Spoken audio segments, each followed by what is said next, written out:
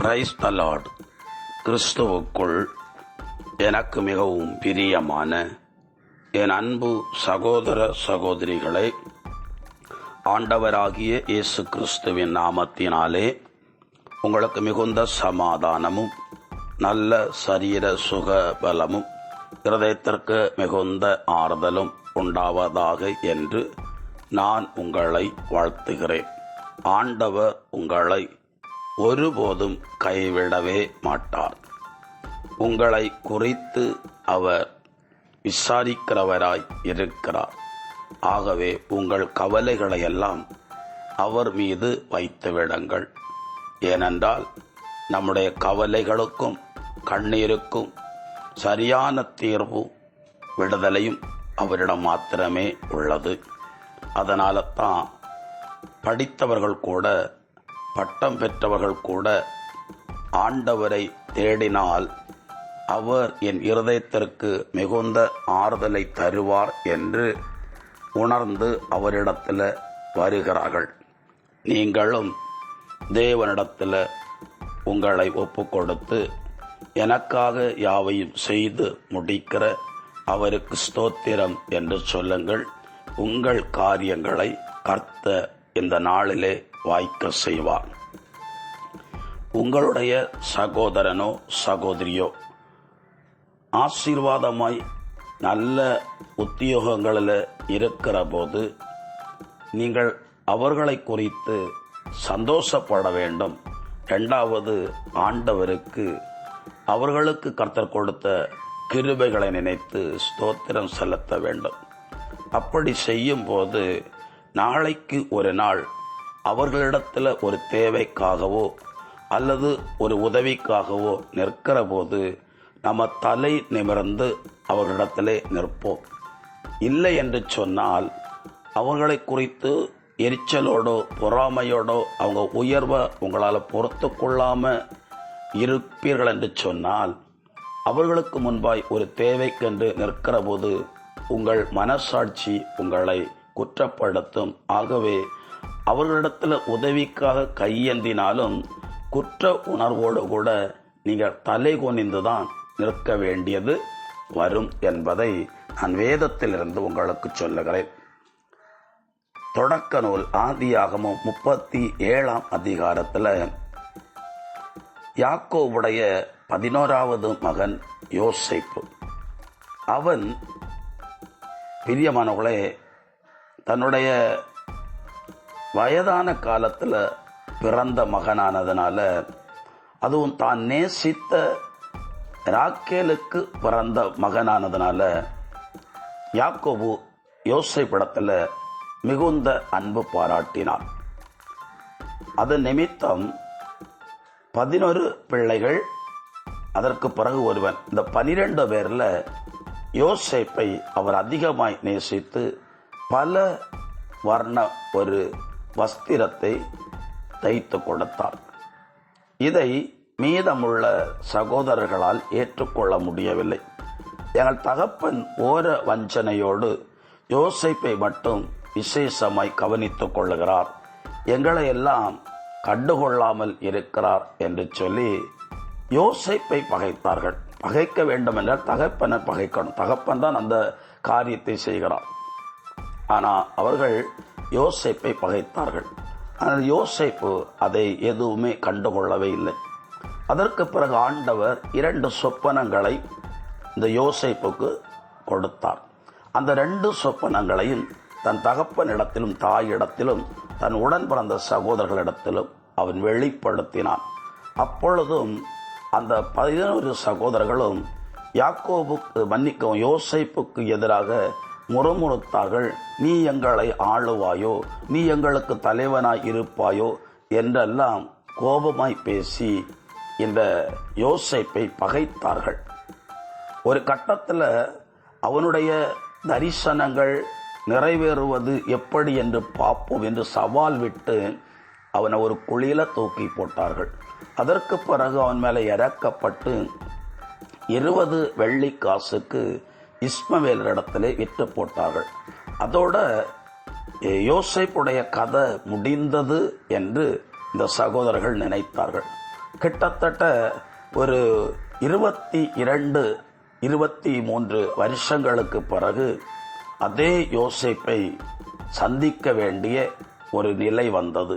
காரணம், எகிப்து முழுவதும் செழிப்பு, அதே நேரம் இவங்க கானான் தேசத்துல செழிப்பில்லை, பசி பட்டணி, ஆகாரத்துக்கு வழி இல்லாத நிலை. ஆகவே யாக்கோபு தன்னுடைய மூத்த 10 பிள்ளைகளையும் எகிப்துக்கு போய் ஆகாரம் வாங்கி வாருங்கள் என்று அனுப்புகிறான். எகிப்துல ஆகாரம் விநியோகிக்கக்கூடியது இந்த யோசேப்பு. ஆனால் 10 பேரும் அதை உணராமல் போனார்கள். ஆனால் யோசேப்பு இந்த 10 பேரையும் தன்னுடைய சகோதரர்கள் என்று கண்டுகொண்டான். அதற்கு பிறகு அவன் தன்னை வெளிப்படுத்தினான். நான் தான் உங்கள் சகோதரன் யோசேப்பு. குழியில தூக்கி போட்டு 20 வெள்ளிக்காசுக்கு எகிப்தில் வரக்கூடிய இஸ்மவேலர் இடத்துல விற்று போட்ட அந்த யோசேப்பு நான் தான் என்று சொன்னதும் இந்த 10 சகோதரர்களும் யோசேப்புடைய காலில் விழுந்தார்கள். அதுக்கு பிறகு யோசேப்பு அந்த 10 சகோதரர் மற்றும் தன்னோடு பிறந்த சகோதரன், தன்னுடைய பெற்றோர் அப்படின்னு சொல்லி எல்லாரையுமே எகிப்துக்கு அழைத்து கொண்டு வந்தான். எகிப்துல ராஜாவோடு பேசி செழிப்பான பட்டணமாகிய கோசேன் பட்டணத்தை அவர்களுக்கு ராஜாவிடத்தில் பேசி வாங்கி கொடுத்தான். அந்த பட்டணத்தில் அவர்கள் சுகமாய் வாழ்ந்தார்கள். அந்த பஞ்ச காலம் முழுவதும் யோசேப்பு தான் இந்த சகோதரர்களுக்கெல்லாம் உணவு பரிமாறினான், வழங்கினான். பஞ்ச காலம், அதனால் நீங்க என்னோடு வந்து விடுங்கள் என்று சொல்லி அவர்களை தன்னிடத்தில் அழைத்து அவர்களுக்கு உணவளித்தான். யோசேப்புக்கு மனசுல எதுவுமே இல்லை. ஆனா யோசேப்புக்கு முன்னால கைகட்டி யோசேப்பிடத்துல ஆகாரங்களை வாங்கும் போது அவர்களுக்குள்ள ஒரு குற்ற உணர்வு இருந்தது. இவனைத்தானே தூக்கி குழியில போட்டோம், இவனைத்தானே 20 வெள்ளிக்காசுக்கு விட்டோம், இன்னைக்கு ஆண்டவர் இவ்வளவு தூரம் இவனை உயர்த்தி வைத்திருக்கிறாரே, அவனுக்கு கொடுத்த தரிசனத்தின்படி அவனை உயர்த்தினாரே, அன்றைக்கு அந்த தரிசனத்தை அங்கீகரித்து அவனை ஏற்றுக்கொண்டிருந்தால் இன்னைக்கு அவனிடத்துல கை நீட்டி நிற்கும் போது தலைகுனிந்து நிற்க வேண்டியது இருக்காதே. ஒரு கட்டத்துல யாக்கோபு மரித்து போகிறார். அதுக்கு பிறகு இது தொடக்க நூல் 50ஆம் அதிகாரத்துல இவங்க 10 பேருக்குள்ள குற்ற உணர்வும் பயமும். யாக்கோபு இருந்தவரை யோசேப்பு எங்களை நன்றாய் கவனித்துக் கொண்டான். தகப்பன் இறந்து விட்டார், ஒருவேளை குழியில தூக்கி போட்டதற்காக 20 வெள்ளிக்காசுக்கு விற்று போட்டதுனால பழி வாங்குவானோ என்கிற பயம் அவங்களுக்குள்ள இருந்தது.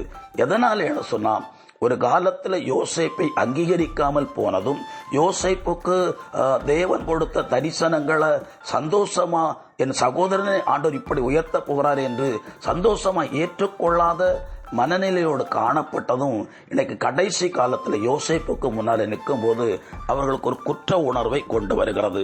அதனால தான் சொல்லுகிறேன், உங்கள் சகோதரங்களோ சகோதரிகளோ ஆசீர்வாதமாய் உங்களை விடைக்கும் உயர்வாய் இருந்தா நீங்க சந்தோஷப்படுங்க. ஏதாவது ஒரு காலகட்டத்துல அவங்களுக்கு முன்னால் நிற்கும் போது உங்களுக்கு குற்ற உணர்வு உண்டாகாது.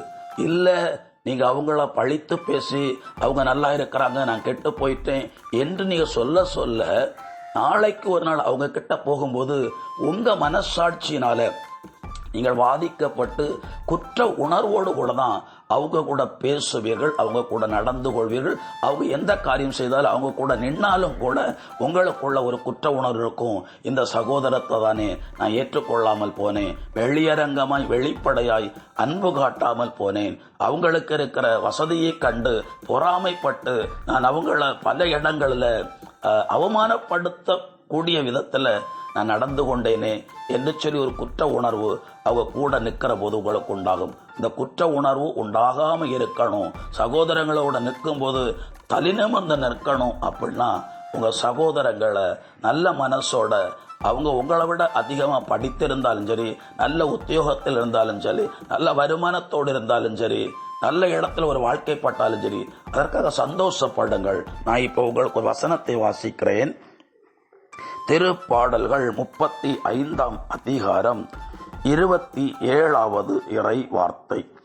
என் நேர்மை நிலைநாட்டப்படுவதை விரும்புவோர் ஆரவாரத்துடன் அக்களிக்கட்டும். ஆண்டவர் எத்துணை பெரியவர், அவர் தம் அடியாரின் நல்வாழ்வை காண விரும்புவார் என்று எப்பொழுதும் சொல்லட்டும் என்று சங்கீதக்காரன் சொல்லுகிறான். ஒப்பு கொடுப்போமா? எங்களை அதிகமாய் நேசிக்கிற எங்கள் அன்பின் பரலோக பிதாவே, இந்த இறை வார்த்தைகளை கேட்கிறவர்கள் சத்தியத்திற்கு சரியாய் செவி கொடுத்து கீழ்ப்படிந்து வாழும்படி இவங்களை நடத்துவீராக. அதனால வருங்காலத்தில் மன உளைச்சலுக்கு ஆளாகாமலே நிறைய காரியங்களை சாதிப்பதற்கு அது வழிவகுக்கும் என்பதை உணர்ந்து நடந்து கொள்ள அந்த கிருபைகளை தாரும். நீர் அப்படி செய்கிற தயவுக்காக உங்களை துதிக்கிறேன், உங்களை ஸ்தோத்தரிக்கிறேன். இயேசு கிறிஸ்துவின் பெயரால் ஜெபிக்கிறேன், ஜெபங்கேளும் ஜீவனுள்ள நல்ல பிதாவே, ஆமேன். God bless you. சமாதானம்.